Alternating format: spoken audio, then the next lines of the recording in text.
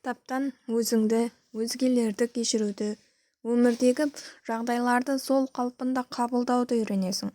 Сондай-ақ, еңбек әртүрлі жаттығуларды қамтиды. Осы сәтті пайдалана отырып, қолыммен, сөзіммен болсын зияным тиген жандардан кешірім сұраймын. Ал маған жамандық қылғандарға Алла мені де, сені де кешірсін деген тілегім бар. Алғы сөз. Бұл кітап 7 түрлі қағидаға негізделген. Ішінде кейбір сөздерге келіспей қарсылық танытып жатсаң, осы қағидаларды ескер. Бірінші қағида.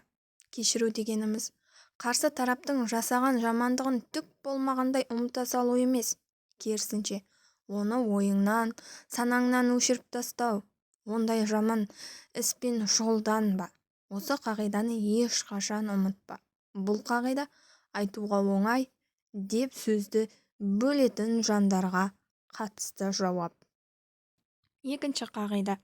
Өмірде болып жатқан жағдайлардың барлығы өзің тілеп алған немесе саған пайда беретін сабақ. Өмірдегі жағдайлардан сабақ алмастан ысырып тастама. Бұл қағиданы жазып алып, көзге көрінетін жерге қойып қой.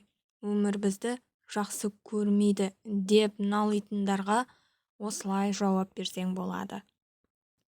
Үшінші қағида.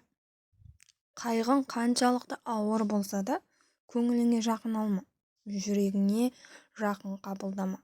Шаман келгенше ауыртпалықтарға жеңіл қарауға тырыс. Оның да өткінші екенін біл. Алдыңда сені бақытты күндерің күтіп тұрғанын ұмытпа. Төртінші қағида. Көпшілігіміз қиял әлемінде өмір сүргендіктен күйзеліске түсіп жүреміз. Ал ақиқат ортаға кешігіп шығады. Барлығын білемін, басқалар білмейді деп ойлама. Барлығымыз белгілі бір дәрежеде ақиқатты білеміз. Кейде ақиқаттың бірнеше қыры болады. Көп қазбалай берме, кейіннен ойлан. Бесінші қағида. Егер меніңді жеңсең, көп нәрсеге қол жеткізіп, қиындықтарды айналып өтесің. Алтыншы қағида. Сен періште де, хайуан да емессің. Сен адамсың. Сол адамшылығың менен шұғылдан. Өзіңдегі адамдықты қабылда. Әлбетте, қателесесің, жығыласың, айта берсең шегі жоқ. Әрбір сәттен сабақ ала білуді үйренесің. Өкініш пен қарсылыққа уақытыңды жоғалтпа. Жетінші қағида. Расында жан тыныштығын, кемшіліктерді кешіре алғанда ғана табасың. Ал оған қалай қол жеткізуді білмесең, онда саған қалай қадам жасау керектігін ұсынамыз.